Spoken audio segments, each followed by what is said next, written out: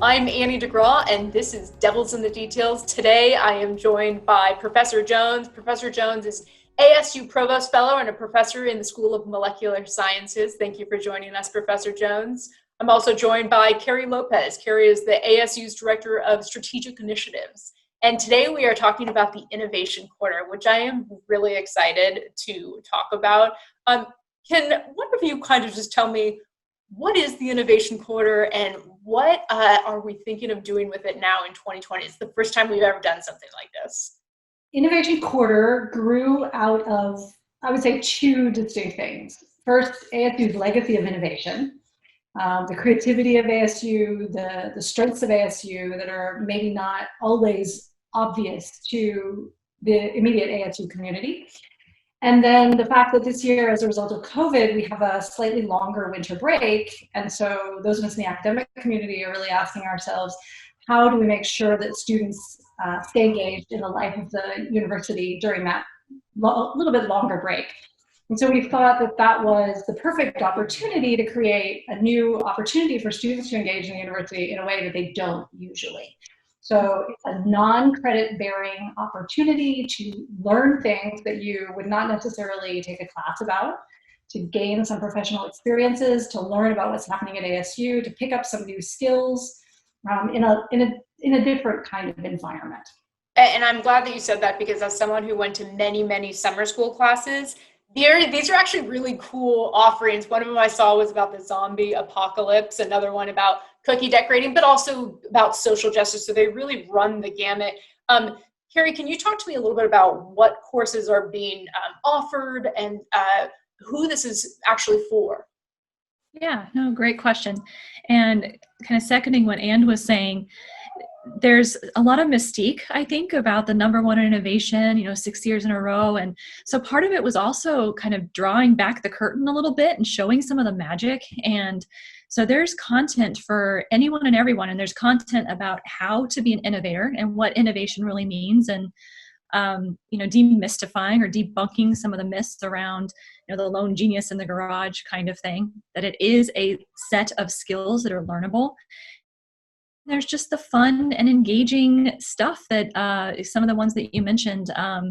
There's also ASU Prep Digital is hosting their Code Academy for K through 12.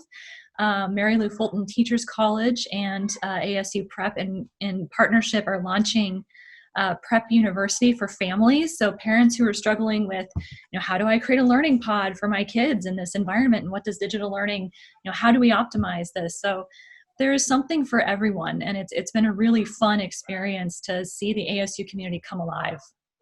And I'm so glad you mentioned that. I think 2020, if you have never taken remote classes before, you've certainly taken them in 2020.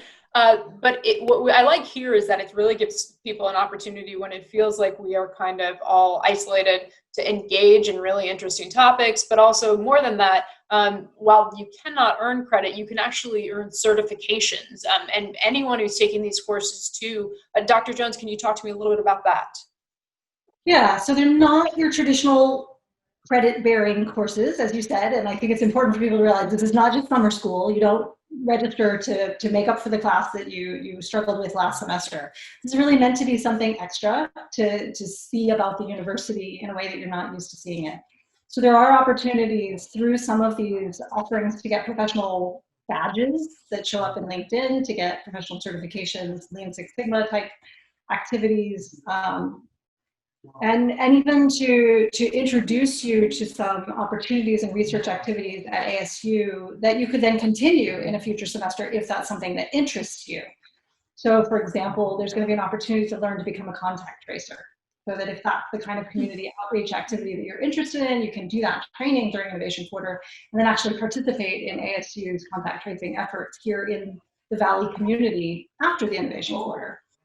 Similarly, the Decision Theater is offering an opportunity for people to peek behind the curtain at how they train ambassadors. And if you like that, you can apply to work with them as an intern in developing simulations and other activities that they use in the Decision Theater next semester or even later in your academic career. So we think of it as an opportunity for students to see things that are happening at the university that they don't know about. And then maybe they're going to do that later on as well. I'm really reconsidering myself. That cookie decorating was what stood out to me and not the route to be an ambassador or a contract tracer. I'm concerned with myself. There's opportunities to take both, I guess what I would call serious content courses, right?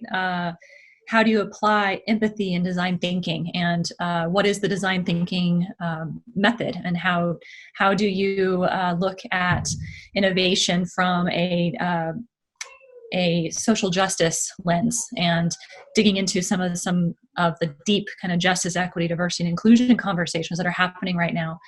But then there's also we need fun in our lives too. And I think, especially in this time period, we need to have ways to connect and build relationships.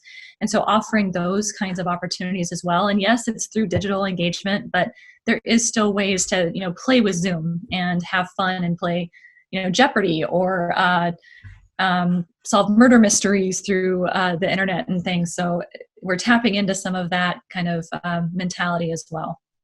And I'm glad you said that.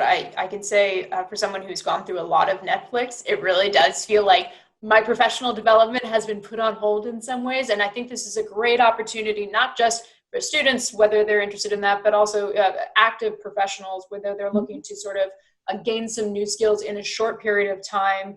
So this begins on December 7th. It kicks off with Innovation Week for the Innovation Quarter. Can you talk to me a little bit about Innovation Week? Now, we've done this before at ASU. Innovation Quarter is new to us. Can you talk to us about that kickoff week, what it's gonna entail? Yeah, and so Innovation Week is more about the journey of innovation. So what is this process of becoming an innovator? And we have some amazing keynote speakers. Two of them are Sun and Devil 100 recipients for 2020. David Friedman and Kara Golden, who has a new book out, which if you register for her session and give some comments to her, you can sign up for a free copy. It's a good plug. It's wonderful. Undaunted.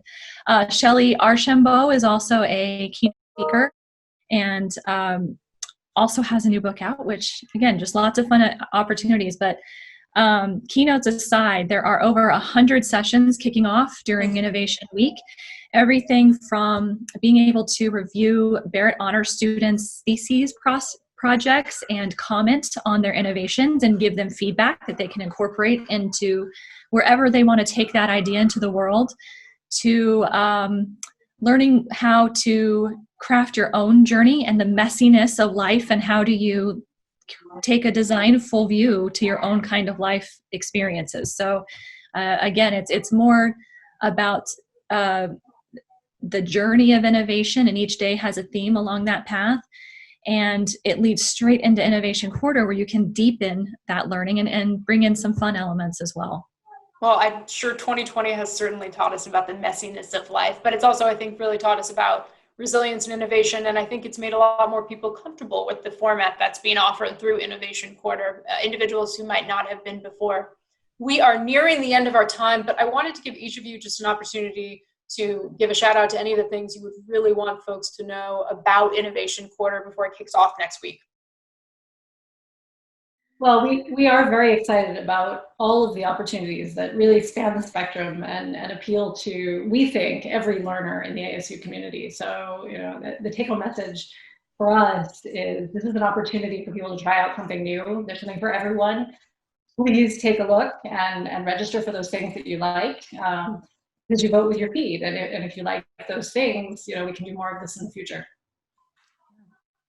Yeah, and just tagging on to that, learning is a lifelong way to enrich our lives, to enrich our communities and the people around us. And this is a way to kind of, dip your toe into the ASU learning community and see what innovation really is about, and that it's a way of life and a mindset that we truly do live and breathe. And we invite everyone to come join us and see what it's about.